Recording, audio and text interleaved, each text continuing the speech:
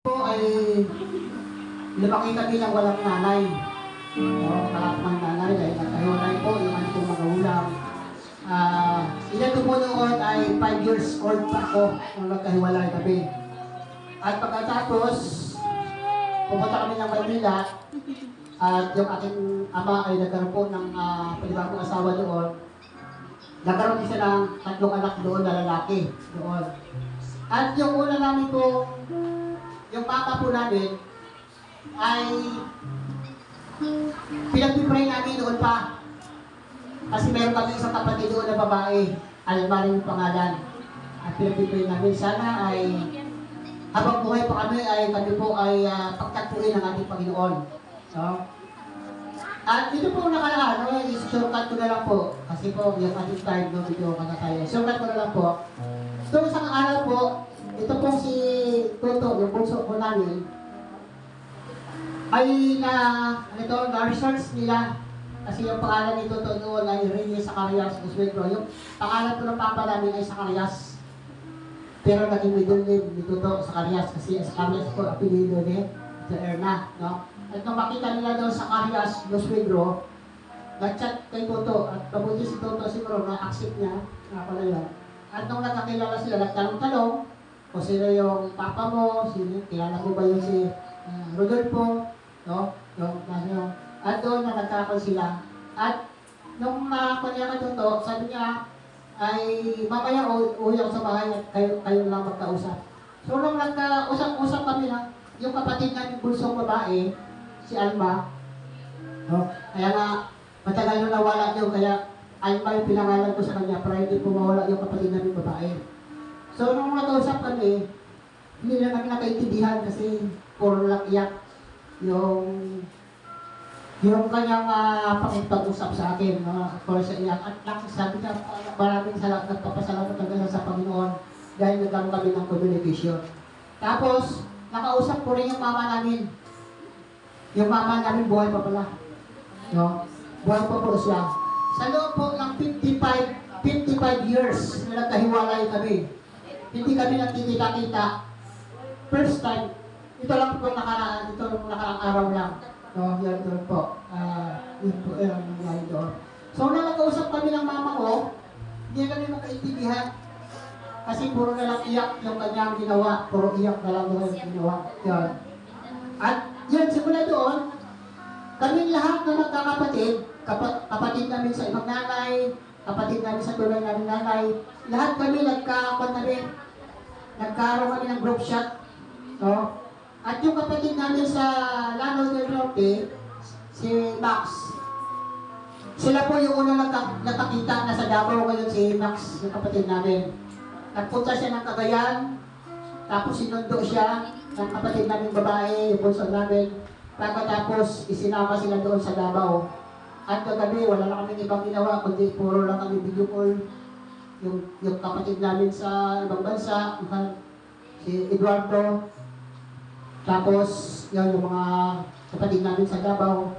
Yung puro lang ginawa namin, puro kami group chat. Kami yung ginawa namin po doon. Yung pala, yung video call. Yung video call. Kaya doon, maraming mga plano. At maraming sila po ay bibisita po dito sa amin. Pagkatapos siguro na mag-business sila sa amin. Kasi yung mama namin, hindi na siya pwede magbiyahe. Baka pagdating ng almost,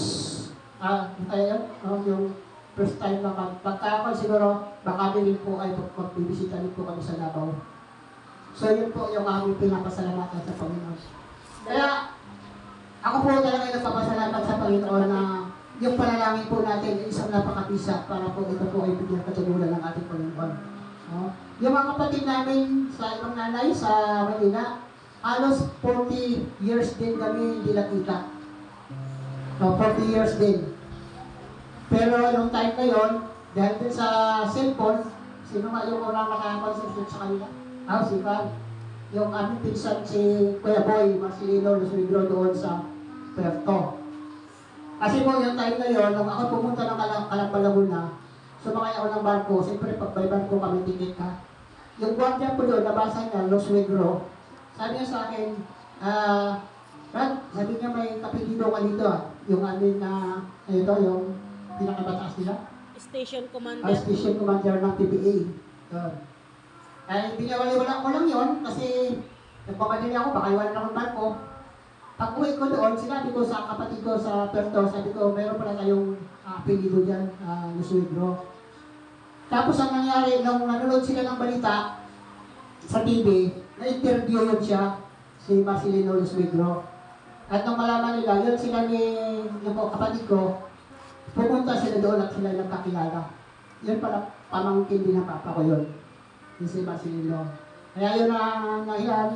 Sila yung naging daan para po yung aming tatlong kapatid na lalaki doon sa Maynila, kami din ay magkaroon ng communication.